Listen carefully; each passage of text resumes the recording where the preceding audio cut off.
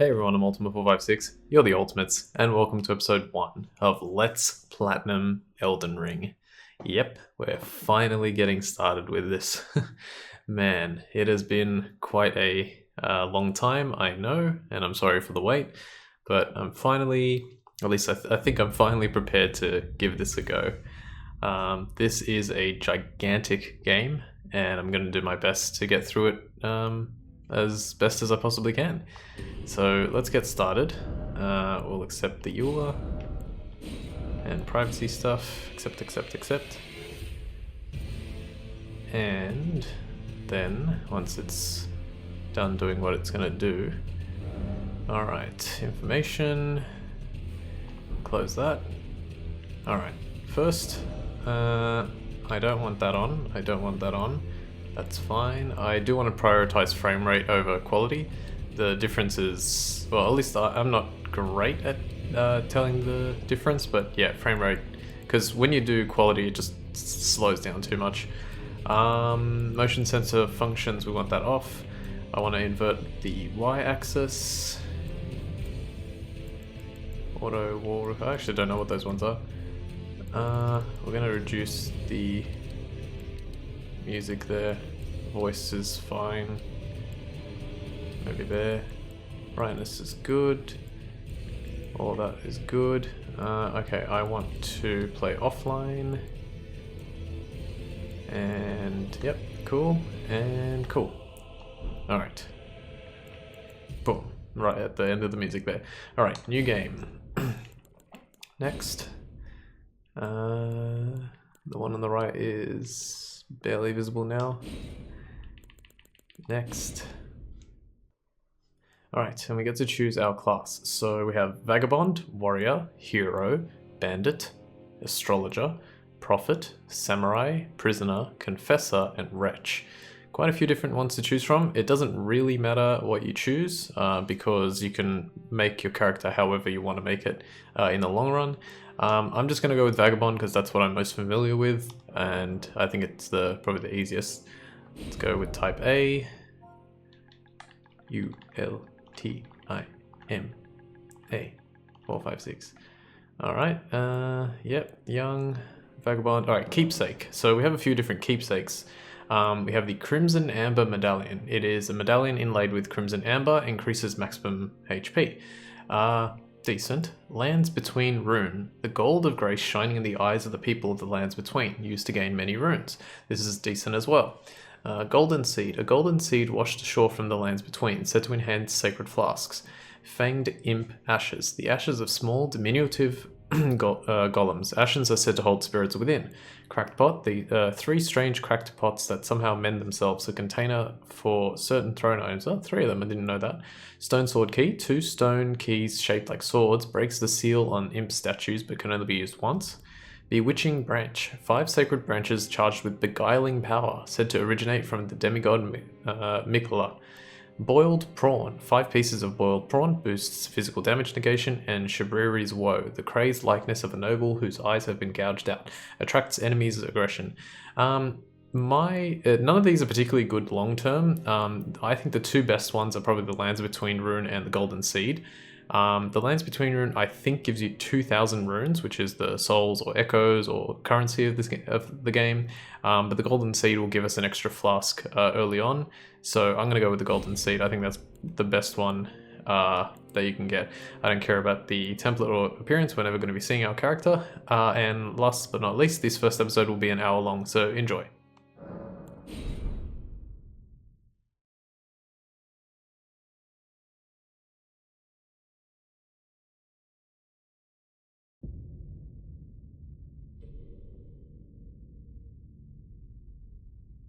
The fallen leaves tell a story.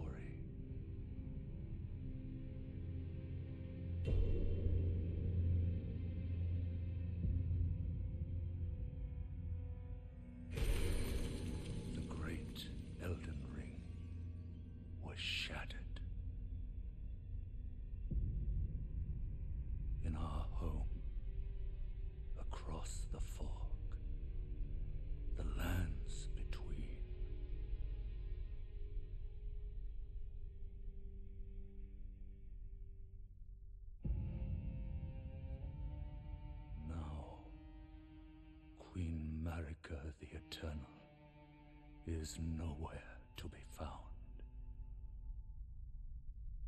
And in the night of the Black Knives, Godwyn the Golden was first to perish. Soon, Marika's offspring, demigods all, claimed the shards of the Elden Ring.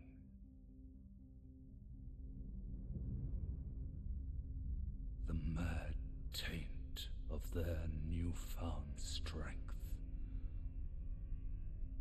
triggered the shattering.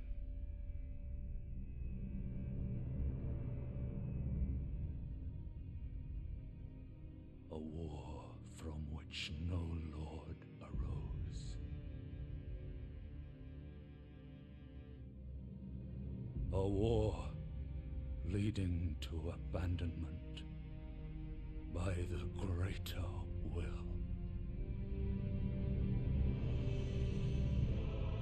Oh, rise now, ye tarnished, ye dead who yet live.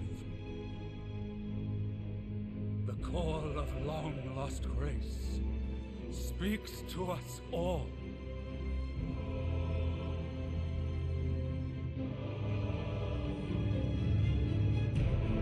Horalu, chieftain of the Badlands, the ever-brilliant Gold Mask, Fear, the deathbed companion, the loathsome dung-eater, and Sir Gideon Ofnir, the all-knowing.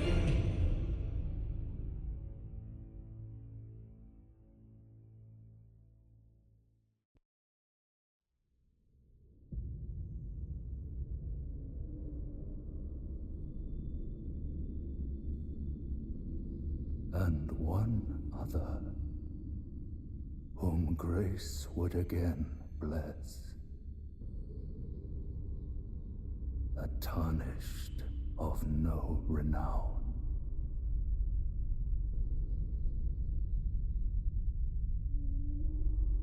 Cross the fog to the lands between, to stand before the Elden Ring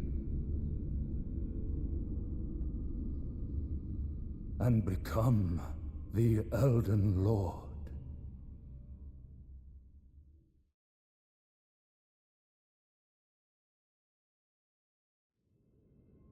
Okay, here we go. We get to start. Yeah, so I'm going to do my best to talk about the story as much as I can, but basically there was an Elden Ring, it was shattered, then our job as a Tarnished is to, like, I guess collect the pieces of it, put it back together and become Elden Lord. I think that's what it is. And then all those people that we were seeing in the intro, Horalu, who was the second one, Goldmask, Fear, Gideon, and I think there was one more, are all Tarnished as well. I did start it in offline mode, but I think once again we've got a little bit of an issue. Let me just do this and let's try that again. I'll just double check that it is, yeah, it says login, so I'm assuming it'll work now. I don't think I could be invaded anyway, but I just wanted to get rid of the messages. Yeah, there we go, much better. All right, one interesting thing. Oh, I was gonna say something and it doesn't. Okay. With the equipment menu, you can equip armaments, arrows, bolts, armor, talismans, and items. You can equip up to 3 armaments each to your left and right hands. The actions each armament performs will vary based on which hand is wielding it. Okay, cool. At the moment we've got a longsword and a halberd, but it's giving us on the right here, the equip load. Right here below equip load, it's giving us heavy load. You can just see it over there, and that's causing us to roll like this, which is not good. So we're going to get rid of that halberd, and we can roll a lot better. Though the path be broken and uncertain, claim your place as Elden Lord.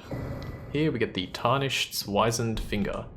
So let's have a read of that. With the inventory menu, you can browse the items you're carrying, drop them on the ground, or throw them away. You can also use tools from the inventory menu. Square to show a large image and explanation, and triangle to toggle the character data. So let's go down to Tarnished Wizened Finger. Used to write messages to other worlds, so it's an online item. Can also be used from the messages menu. Used to write messages, your messages will be conveyed to other worlds, allowing other players to read them. A finger of corpse wax, so emaciated the bone is visible. It is a relic of those who came before, left to help those who would come after. Okay, cool. And now we can roll a little bit better. Okay, we are currently in an area known as the Chapel of Anticipation. Unfortunately, there's nothing that we can really collect here, so we're just gonna head to the next area. There is the tree that we need to head to. It's known as the Erd tree. Okay, we can move the camera with the right thumbstick as I'm doing. Can sprint with circle. If you've played the other games, like the other FromSoft games, this is kind of the next level of them. This is the open world Dark Souls. Alright, we're going to face off against a boss here that we cannot, well, we can beat it, but it's extremely difficult. I'm going to try my best, but I'm probably not going to succeed. Yeah. Let's see how good I can do. Okay, I think that's the best I've ever done.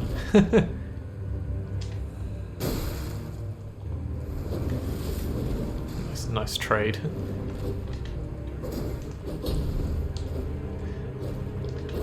Nice. Okay. This is definitely the best I've ever done. I've been like trying to think about like how I know speedrunners have beaten it, but I never actually have seen the video, so I was like, how would you even do this? I feel like this is the best way, running and jumping and then using R2. And I'm dead. That's fine.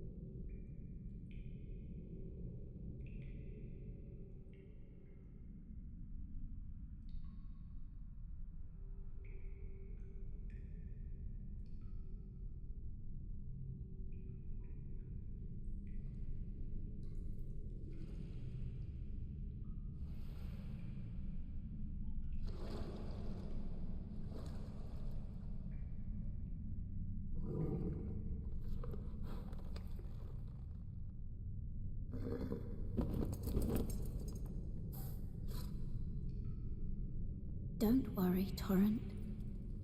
Fortune is on his side. We found him here, after all.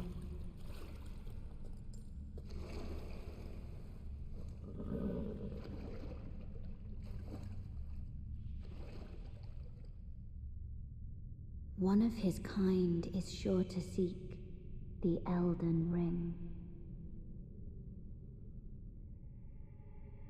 Even if it does violate the Golden Order.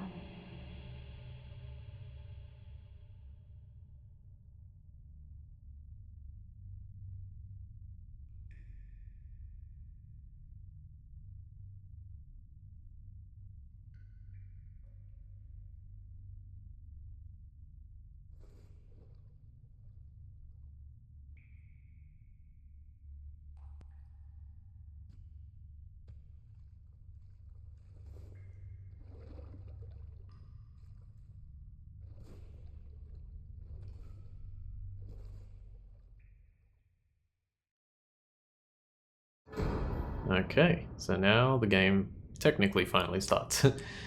We acquire the Flask of Crimson Tears and the Flask of Cerulean Tears. They are going to be equipped automatically to our quick item menu, and they're going to allow us to restore HP and FP. HP is the red bar, FP is the blue bar. also, the thing I was going to say before about the halberd, I think I thought that they actually didn't put the halberd in your menu right at the start, and then they put it here so that you would so you'd actually be able to fight that first boss without having the heavy load. But I guess I was wrong. Anyway, the Cave of Knowledge lies below. The Cave of Knowledge. Jump down the hole ahead, and you will find the Cave of Knowledge. There, you can learn more about the game controls and basic actions, as well as other tips that may be helpful during your adventures in the lands between. Alright, so that was the cutscene that we saw was a character who had a kind of mount or horse hybrid called Torrent, and she said that we have luck on our side, we're tarnished, we have luck on our side, but apparently our quest violates something known as the Golden Order, which is already very strange because that tree was gold, and we're heading to the Elden Ring or trying to put the Elden Ring and become Elden Lord. So strange thing to say. Anyway, let's talk to this person. Brave Tarnished, take the plunge of learning and remembrance. Recall the arts of war and your warrior's blood. So the way he says that, it makes me think like a Tarnished is like a continuation of another person. So like our ancestor died and then we have to continue on the tradition or something like that. I'm not 100% sure, but that's the way I interpret that. Sites of Grace. Resting at a Site of Grace will restore your HP, FP, and cleanse any status ailments. It will also refill your sacred flasks. However, most of the enemies you've defeated will be revived. You can find Sites of Grace by going where light converges. These explanations are acquired in the form of info items and can be accessed from the inventory at any time. Yep, I'll show that off. Inventory, go to info here, press L1 to access these bits of information. So that's good. Okay, touch Grace with her permission. And now, yeah, let's just keep going because, oh, actually, no. Let's rest at the Grace because there is one thing I want to do. And that is I want to go to Flasks and I want to go allocate flask charges. And you can see, well, this is going to explain it, allocating flask uses. With this menu, you can allocate the number of uses in each of your flasks. You have a set total of maximum flask uses. You can decide how many of those uses are for the HP replenishing flask of Crimson Tears and how many are for the FP replenishing flask of Cerulean Tears.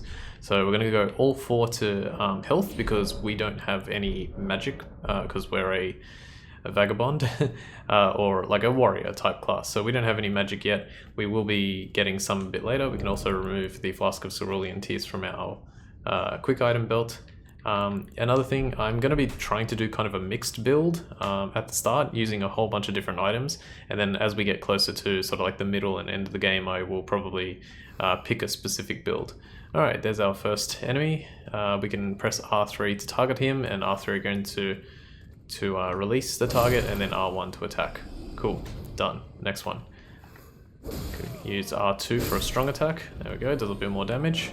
Guarding. Use an armament in your left hand or both hands to guard against incoming attacks. Guarding is especially effective when done with a shield. That's my favorite line. Guarding consumes stamina. If your stamina runs out, your stance will be broken. Alright, L1 to guard, let's do it. Yay. Cool, simple guarding. Dodging. You can avoid enemy attacks with a dodge roll or backstep. Both of these actions consume stamina. So left thumbstick plus circle to dodge roll in all directions, and then just circle to do a backstep. And if you press R1 after the circle, you can do a lunging attack. It's like that. Pretty good actually. That one is underrated. It's a bit more risky, but it's underrated. Press X to jump, which is a first for this series. Hold L1 and circle to dash. Let's do that. Let's collect some Roa fruit. Materials. In every corner of the lands between, you will find fruits and flowers, mushrooms and butterflies, and various other useful materials. These materials can be used for item crafting. This will also come in handy a bit later on. Let's keep running. Don't worry about that guy shooting at us. Alright, here we go. More powerful enemy. Wielding armaments. Each hand can be equipped with up to 3 armaments, allowing you to toggle between them. Armaments can also be two-handed, making attacks more difficult to repel with shields and boosting effective strength by 50%. So switch your right and left hand with the D-pad, and triangle plus L1 and R1 to wield with 2 hands. So triangle plus R1, wield with 2 hands. So now I'm going to attack, and after 4 attacks I actually break his guard, and I can perform a critical hit on him. So because I wielded it with 2 hands, the strength went up by 50%, but also the amount of poise damage that I did, and I'll explain that more as we go further. Alright, so you can change target like that. Let's use another 2-handed, use a jump attack this time. So press X to jump and then R2 to as you land. You can also do R1 for a slightly different attack, more of a swipe. Alright, this guy is the crossbow guy that was trying to get us. He's got a good shield actually. Okay, let's avoid that attack altogether. Cool. Next one. Skills. Armaments have special abilities called skills. Skills are highly varied and range from powerful attacks to temporary effects. Using skills consumes FP. Alright, L2 for a skill. So I need to 2-hand my weapon, and you'll see I have the skill square off. So I'm going to press L2, and then I'm going to press R1, and that will allow me to perform that attack. Or hold L2, sorry, and then if I press R2, I'll do that one. And they consume a little bit of FP. Parrying is one of the few, if not the only skills that does not consume FP. Crouching. Crouch to make it harder for enemies to discover you, especially effective in tall grass. Attacking an enemy that hasn't noticed you will cause more damage than usual. This is something that I actually forgot. But yeah, the game provides sort of a little bit of a stealth mechanic, probably one of the few things that they borrowed from Sekiro, and crouching and performing a critical hit from an enemy's back, which is pretty much where you can perform a critical hit most effectively, will deal more damage. So near a back turned enemy, critical hit. So let's do it again. One other thing to note is I'll say most, because it did happen, or it did seem to work the way I did it on a practice. You can actually touch the enemy when you're crouching behind them, and so that you know you're close enough, and then press R1. Alright, here we go. Stance breaking. Some attacks may break an enemy's stance, giving you a chance to perform a critical hit. Charge attacks and jump attacks make it particularly easy to break an enemy's stance. Alright, so we've seen the jump attacks. I've done that a few times. Let's try a charge attack. So it just says to hold R2. Okay, so that was it. I just was a little bit too far away.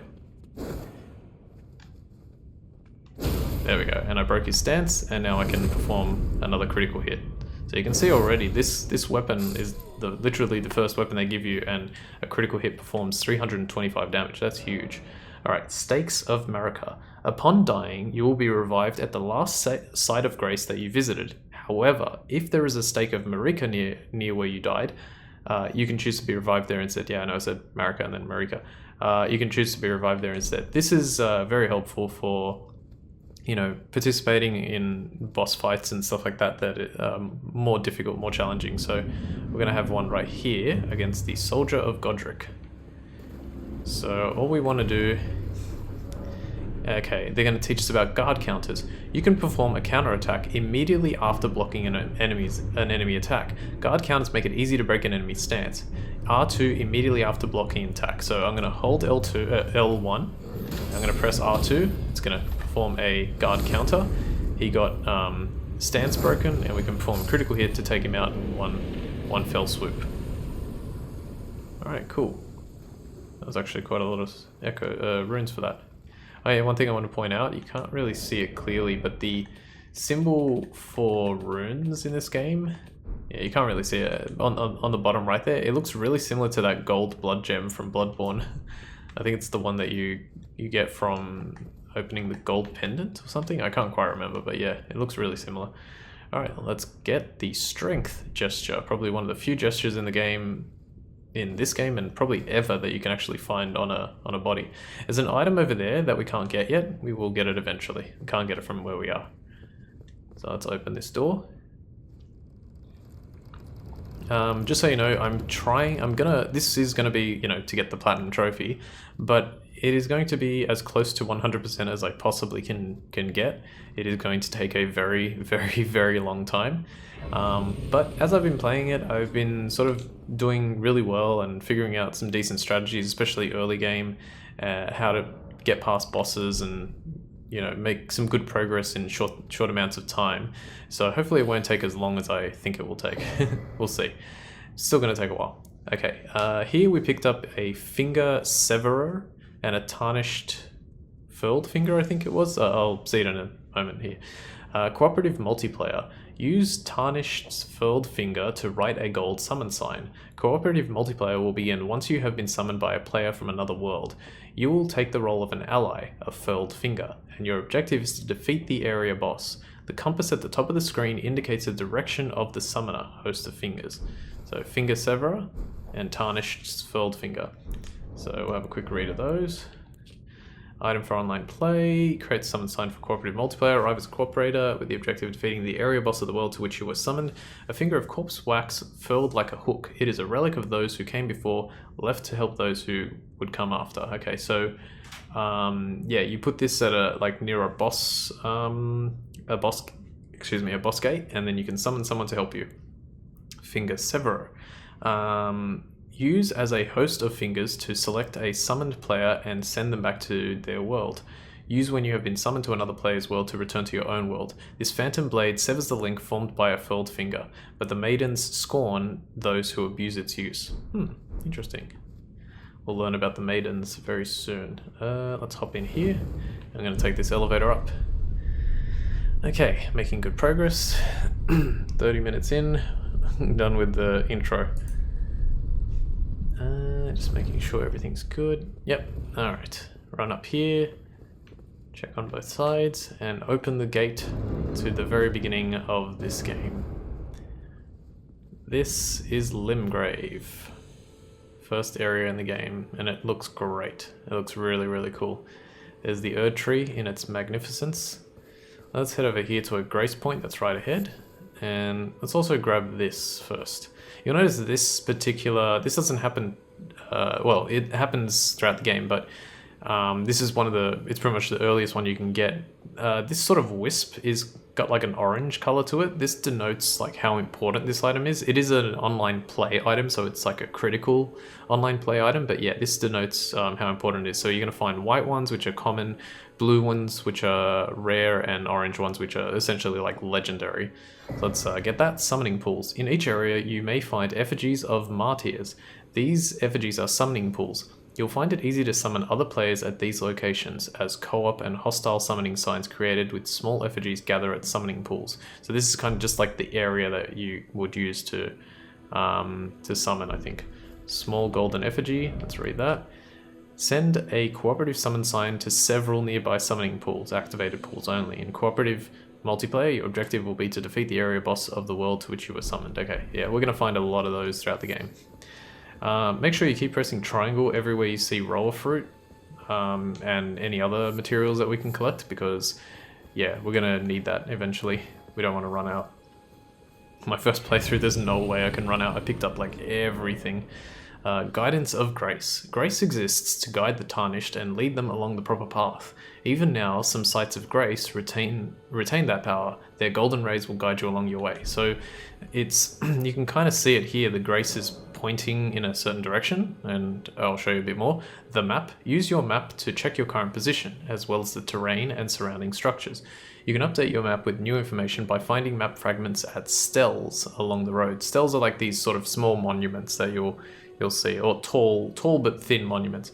You can also use the map to freely place beacons of light to serve as landmarks as you explore. So pretty good. Yeah, you can see the guidance of grace, and if we use the map menu. With the map menu, you can check your current position and terrain and buildings in the surrounding area. You can also freely place beacons of light to serve as landmarks as you explore. Lastly, through your map, you can select any site of grace that you've discovered and travel there instantaneously. However, there are some dungeons and other areas where this cannot be done. And I've just realized I forgot to add the charge to my flask. So flasks, add charge to flask. Because we have the golden seed from our keepsake, use 1 golden seed to increase your number of flask uses. Yes, added a charge to Flask of Crimson Tears. So now we have 5. You can see it there at the bottom. Okay, and then yeah, you can see where we're going. Like this is where we need to go at the moment. This is how big our map is, and it is going to get really, really big. All right, let's talk to our first NPC. This guy's name is Vare. Oh yes, tarnished are we? Come to the lands between for the Elden Ring? Of course you have. No shame in it. Unfortunately for you, however, you are maidenless. Without guidance, without the strength of runes, and without an invitation to the Round Table Hold, You are fated, it seems, to die in obscurity. Okay, so he knows why we're here, he knows what we're doing, but he says because we don't have a maiden and because we are like very weak, we're not going to be able to succeed in our goal. So let's see what else he has to say. Luckily for you, however, there is one shining ray of hope for even the maidenless. Me, Vare. Take care to listen. Are you familiar with grace? The golden light that gives life to you tarnished. You may also behold its golden rays, pointing in a particular direction at times. That is the guidance of grace, a path that a tarnished must travel. Indeed. Grace's guidance holds the answers.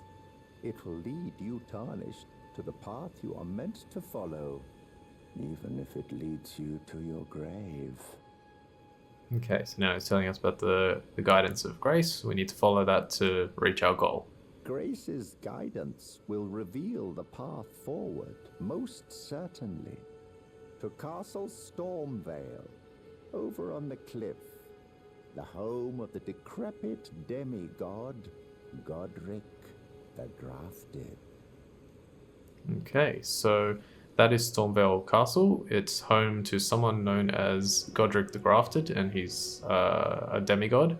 Anything else? It's time you set off, I should think, to Castle Stormvale on the cliff, where Grace would guide you, if you seek the Elden Ring, maidenless as you are. Okay, I think we're good. One more. It's time you set off. Alright, cool. If you seek So we are finally ready to go. Alright, let's start by heading to that church over there. Now you'll see there's an enemy right in that direction. He is very powerful.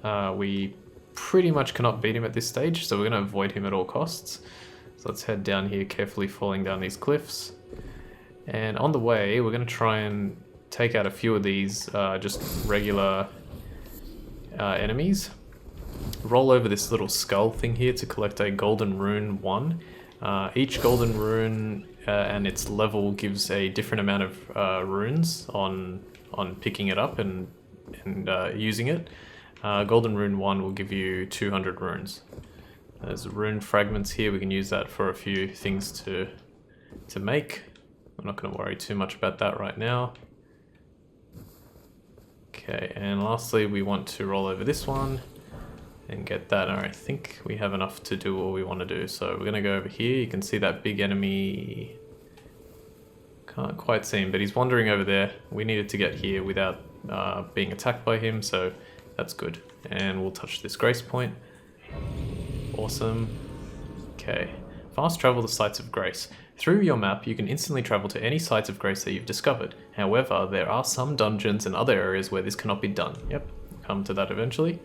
There's a guy over here. Let's quickly collect this. Strengthening armaments. At a smithing table, you can spend runes and smithing stones to strengthen your armaments. Somewhere in the lands between, you may meet a blacksmith who can make your armaments even stronger. Okay, so let's collect this. This is a smithing stone 1. And if we use the smithing table, we can actually strengthen the different armaments that we get. So smithing menu. With the smithing menu, you can spend runes and smithing stones to strengthen your armaments. You can strengthen your armaments up to +3 at a smithing... It should say at this smithing table. Because I think this is the only one in the game. And then it says somewhere in the lands between, you may meet a blacksmith who can make your armaments even stronger. So in order to strengthen this, we need one more smithing stone because we just picked up one, and we need 250 runes. For our shield, we would need another one, but 340 runes.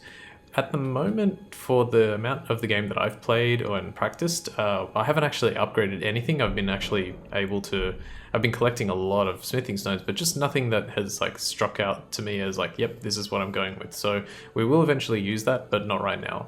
For the time being, let's talk to this person. You're a tarnished. I can see it, but I can also see that you're not after my throat. Then why not purchase a little something?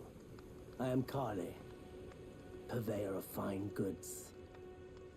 Okay, so this is Kalé. Let's get a recommendation. You know, if you can spare the runes, you should buy yourself a crafting kit. A crafting kit allows you to make basic items on your own. Essential, really, if you intend to survive out here for any duration. The kit costs a bundle, and I admit I do take my cut. But the important thing is that you survive. Every customer counts, after all. Okay, any other? You know, you should buy Okay, a same crafting thing. kit. Essential. The kit costs, but the Let's just say about Kalé first. I am of a nomadic people, selling wares as I travel. The land has been tainted by madness since the shattering of the Elden Ring. It's only tarnished like yourself, who keep things from drying up entirely. Let's say you're a very welcome customer. Okay, so he says that because the Elden Ring shattered, the world is now in a kind of like dire straits. It's not good. And because we're tarnished and our quest is to essentially reverse what's happened, he's very happy to help us. So that's good. All right, let's go to purchase. With the shop menu, you can spend runes to purchase various items. You can also sell items for runes. Each merchant stocks a different variety of items for purchase. Alright, the two things that we want to get right at the start are a crafting kit, enables the practice of item crafting, and we definitely want to grab a torch. That'll come in very handy soon. There's nothing else that, well, he has other stuff that we could use, like these notes will give us information, and these nomadic warriors cookbooks are going to help us as well. But for right now, item crafting and a torch are what we can afford. Let me just see. I could afford like the nomadic warriors cookbook, but I think we'll be okay. We'll come back eventually and buy more. So let's leave. You took my warning to heart. You've made an excellent choice. Item crafting. If you have a crafting kit, you can make various items from materials that you find. Select item crafting from the main menu to make items. You can learn to craft more items by finding cookbooks. Okay. And containers. You will need cracked pots or other containers to craft certain items. You will not be able to make more of those items than you have containers. Container items will run out with use, but the containers themselves will remain. Okay, we don't have enough, well, we could buy the containers, but we'll leave it for now. Item crafting. Item crafting menu. With the item crafting menu, you can make various items from materials that you find. You can learn to craft more items by finding cookbooks. Alright, you know what I will do actually? I will buy one container. So I'm going to go in here and use a single golden rune to gain 200 runes. And then I'm going to buy one container. He has 3, or a cracked pot in this case. Goodbye. Nice to do business. So yeah, he has 3. I'm going to buy 1. And now all I need is a mushroom and smoldering butterfly to make a fire pot, which is actually going to be very useful. Alright, let's head in this direction to the right. Even though it tells us to go up there, I want to head in this direction to the right first. We also want to defeat, not too many of these guys, but we just definitely want to beat a few of them in order to get some thin beast bones, because they will come in handy later. You'll notice as I'm attacking these things, some like white light will just explode out of them sometimes. That denotes that they dropped an item, so you can kind of tell before it happens. Alright, we have an enemy here. Our first like knight type enemy. So just do a jumping R2. Oh wow. I hate that. One thing I've been noticing is that like as I've been playing and coming up with everything, I've been defeating these enemies and they've been having 1 HP left, which is really annoying. Okay, cool. This here is an Erdleaf flower. It's a crafting item, but I think it only helps in crafting items that are related to PvP, so we don't need to worry too much about it. Okay, get some cookeries here. Cookeries are very simple throwing knives. A large knife used for throwing. Its curved blade is sharp enough to slice flesh cleanly, throw at enemies to inflict damage, and build up onset of blood loss. This heavy throwing weapon is unsuitable for swift attacks, but is able to inflict heavy damage. So they're actually fairly useful. Okay, so let's just keep making our way through here, hoping to receive some form of item. You can hear a what's known as a teardrop scarab, and the way it works is if you're facing the camera in the direction of the scarab, then that's where it is. So it should be somewhere around here. There it is, yeah. So I'm not going to get it. This one, what it will do is it's going to restore your flasks. So I have 5 currently. So it would restore all 5. It will restore a significant amount of my flasks after using them. Alright, let's start by heading down here to the, I think this is the Gatefront ruins. And we want to try and defeat all the enemies in this area. But because there's quite a few, we want to be very cautious about how we do it. That guy's facing this way. Let's get this guy real quick, he's going to turn. Okay, nice. So now we have a... I cannot believe I reached that. I thought I was well too far. Did he drop? Oh man, that's so cool if he did. Okay, I took a hit. It's fine. So because I took a hit, I'm actually going to take a swig of the flask since I've got 5. Okay. Do another. So, okay. Okay, cool, got it. I was trying to demonstrate something there, didn't really work out. The guard counter causes heavy... Hang on, let's see what he dropped. He gave me a bolt. I was hoping for his war pick. Guard counter will perform a significant amount of... oh, we got the strong guy now. Of like poise damage on the enemy. And you can capitalize on this by continuing to perform them. So there's like kind of an invisible meter, and the more you can affect it in a short period of time, the more chance you have of breaking an enemy's guard. So this enemy should be close because I've hit him quite a few times. There we go. So he had a decent amount of poise, but I was able to break his guard. That was good. And he gives you a lot of runes. I'm gonna quickly try and get this guy quickly. See, notice I touched him a little bit. And he had a big like bugle type horn. Oh, that was stupid, I went for a parry. Now, you know what, let's try a parry. Parrying in this game is actually, no, not for that attack. Parrying in this game is really annoying. Oh, okay, Godric Soldier Greaves, what about this guy? Bolt. Yeah, parrying in this game is really, really annoying. It's not as easy as it was in the other games, and I struggled in the other games too. I'm definitely the type of guy who's like a practice makes perfect kind of thing, but it is still very, very difficult. I'll try and show one off in a bit. Alright, so if we open this treasure chest, we get a very, very, very important item, or 2 very important items. The Ash of War Storm Stomp and a Whetstone Knife. With a Whetstone Knife, you can use Ashes of War to grant your armaments new skills at Sites of Grace. An armament can only have 1 skill. Any skill it previously had will be removed. An armament's type determines what skills it can have. Some special armaments have unique skills and cannot be granted new ones. Alright, and then adding affinities. With a Whetstone Knife, you can use Ashes of War to grant affinities to your armaments at Sites of Grace. This way, you can alter an armament's attack affinity, boost attribute scaling, and more. An armament's type determines what affinities it can have. Some special armaments, like those with unique skills, cannot be granted new affinities. Alright, so Ash of War, Storm Stomp, and a Whetstone Knife. Cool, that's what they are. And we're going to use them, hopefully, a lot throughout the game. Because the Ashes of War is something I didn't get a chance to really use that much. We got our first Smoldering Butterfly when I played the game for the first time, because I stuck with a lot of the unique weapons, but I would really love to try and use as many as I can. And I already have like used a few in my practice. There's some cool tricks and stuff coming up when we get there. Okay, so I want to try and kill the guy with the partisan or spear or whatever it is, but I don't want the one with the torch to see me. Okay, cool. I do have a little bit low health, but I think we'll be okay. Let's see if the other guy notices. Okay, he did, but that's fine. Can you do... That was bad. Probably gonna get killed trying to parry. Okay, you can also circle around and hit an enemy from behind to perform a critical hit.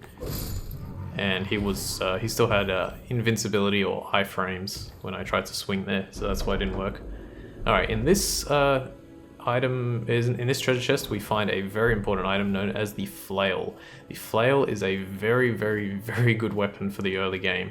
The reason it's so good is because it has the bleed effect on it naturally. and bleed in this game is kind of broken. It's so powerful, especially early in the game, but even late game, it's very powerful. So we're going to try and use that as much as we can. We can't use it at the moment because our dexterity stat is too low. We have a dexterity, okay, status menu. With the status menu, you can check your level, attributes, base stats, and more. The information shown here also reflects changes to your attack, defense, and resistances bestowed by armaments and armor that you have equipped. So you notice our dexterity on the left here is 13. We need a dexterity of 18, I believe, to use that flail effectively. Yes, so we need 5 points in dexterity. That will take quite a few souls, or runes I should say, to get, but we will get it eventually. So let's go around here and let's take out this guy.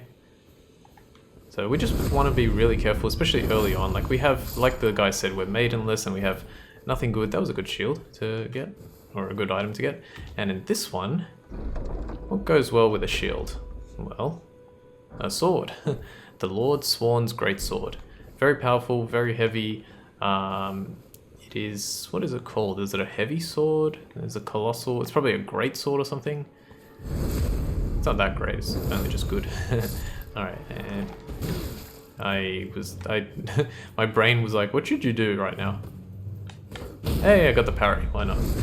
Alright, so I timed the L2 swing well enough so that I got the parry. You get that nice little animation where, like this red explosion to say, hey, you did the thing. 3 ruined fragments over there. And did I miss anything over here? That's what I wanted. I was like, I thought I saw something, but I couldn't remember what it was. Hop, hop, hop.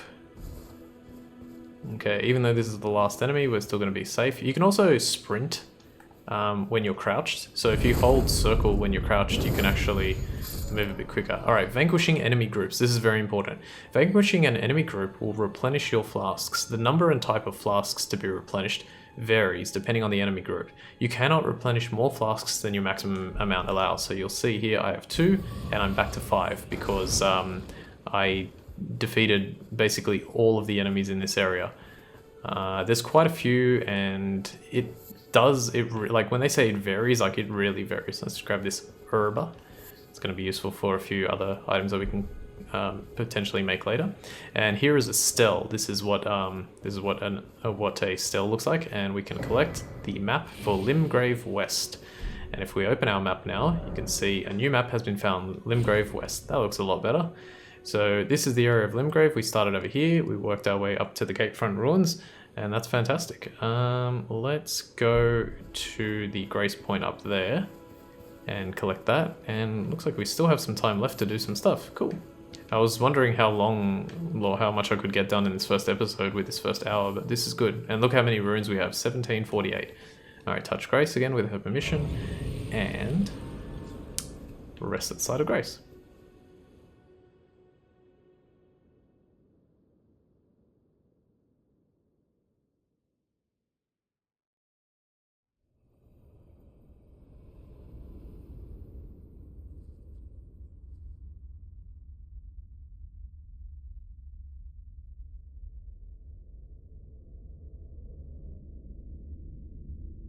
Greetings, traveler from beyond the fog.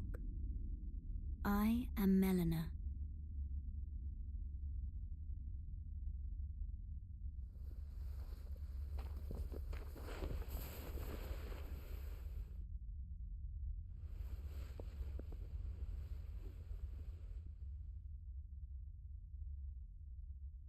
I offer you an accord.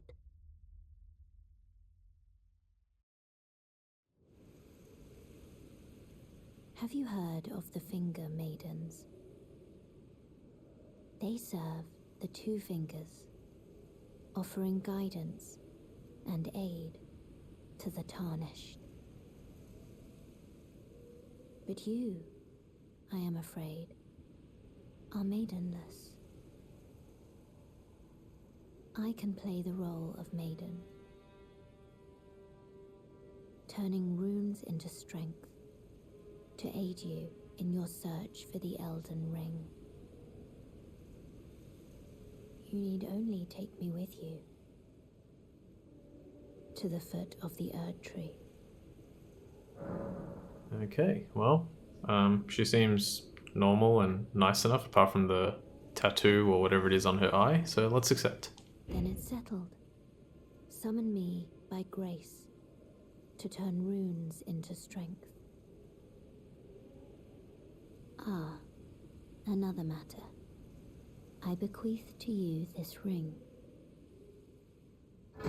We get the Spectral Steed Whistle, and she's going to explain what this is right now. Use it to traverse great distances. It will summon a spectral steed named Torrent. Torrent has chosen you. Treat him with respect. All right, cool. So that's pretty much all we need to do with her right now. Let's leave. She'll disappear.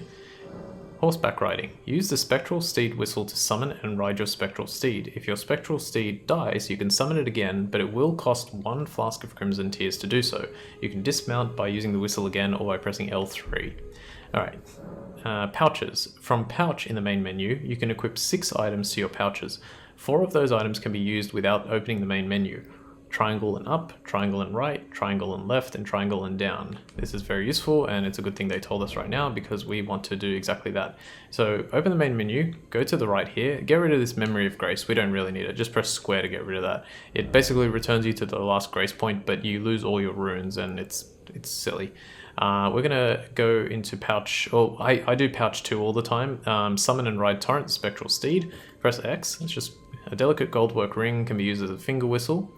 Sound the whistles to summon and ride Torrent, the Spectral Steed. Dismounts Steed when used while on horseback. Upon his death, the Spectral Steed can be summoned again, but doing so drains fast Crimson Tears. Okay, cool. And now if we press and hold triangle and then press right, we get onto Torrent. Alright, cool. Now for what we want to do, we actually don't want it to be nighttime. There's a specific reason that I will eventually explain, but we don't want it to be nighttime. So we're going to pass the time until morning.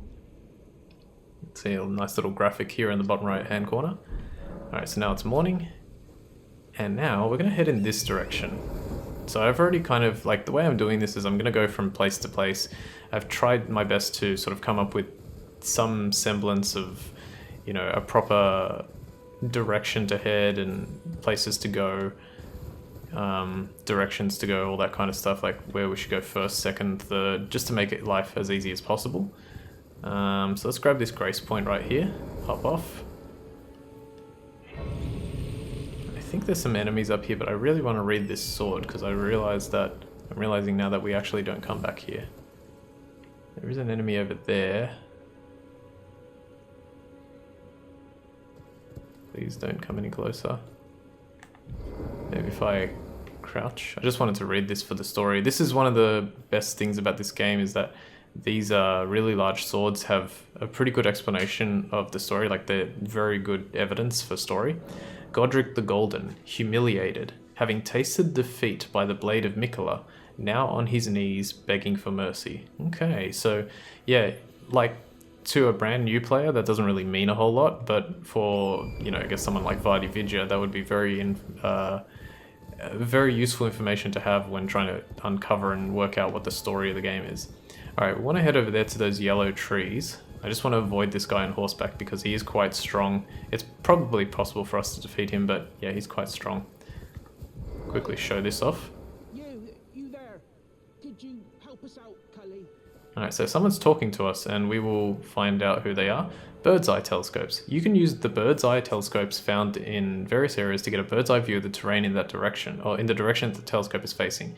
And then you can press up on the D-pad to zoom in and down to zoom out.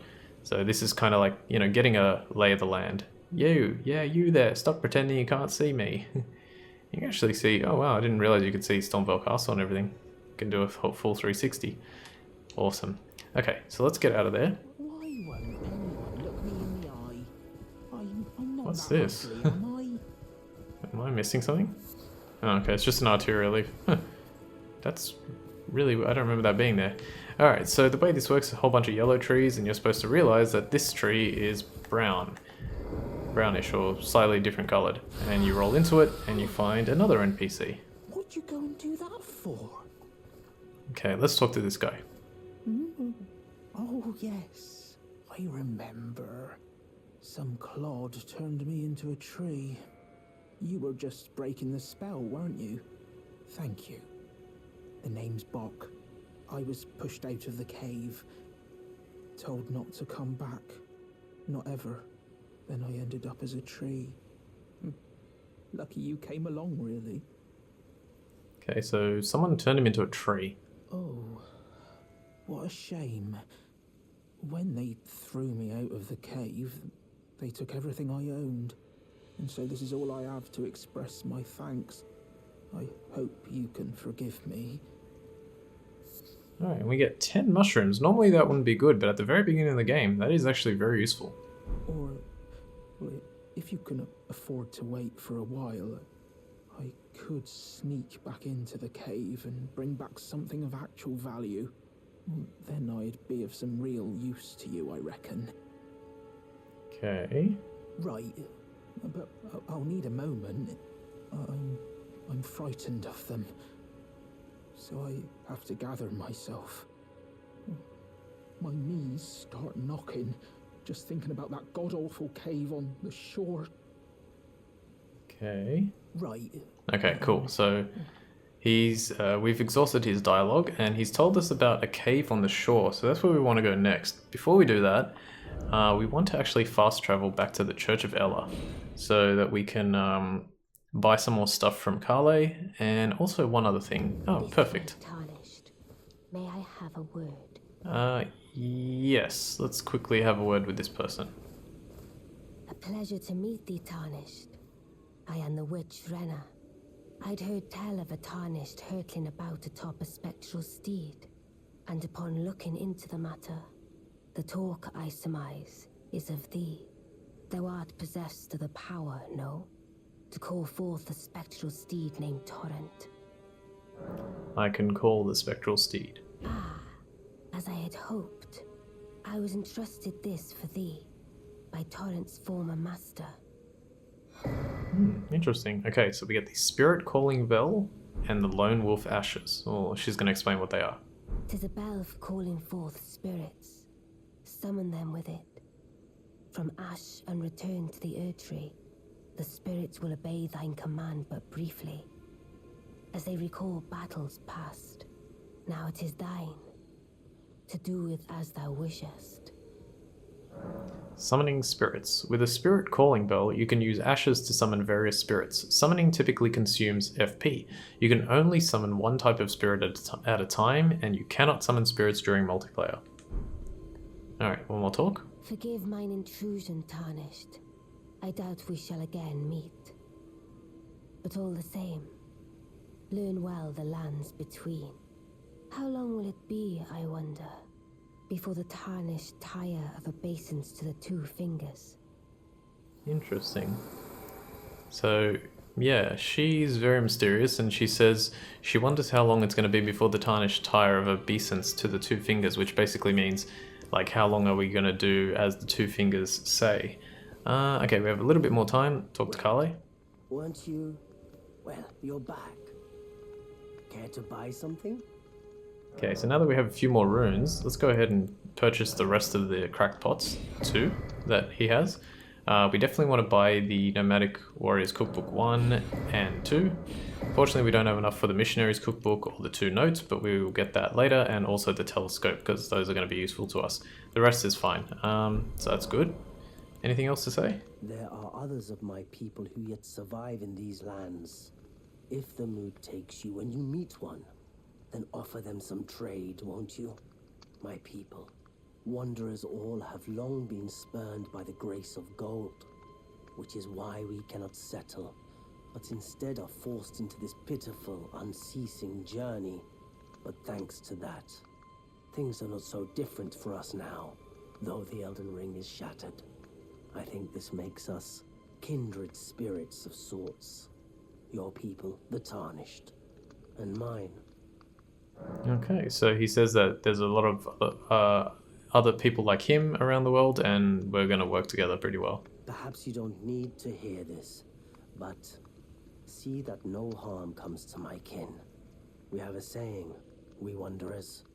Lament not your solitude, Expect no sympathy, no regard, nothing. But if anyone dares harm us, show them no mercy. That is our code, so to speak. Just the way we are, deeply unforgiving. Alright, and he basically says, just don't harm us, please. Goodbye. Nice to do business. Well, I guess he says, don't harm us, and if you do, the results may be bad for us. So let's follow that advice. Alright, well, we're up to an hour, so I think we're going to leave things here. We actually did manage to get a decent amount of stuff done in this first episode, so I'm happy with that. And we'll continue next time. So for now, I want to thank you all for watching episode 1 of Let's Platinum Elden Ring. My name's Ultima456, you're the Ultimates, and I'll see you next time.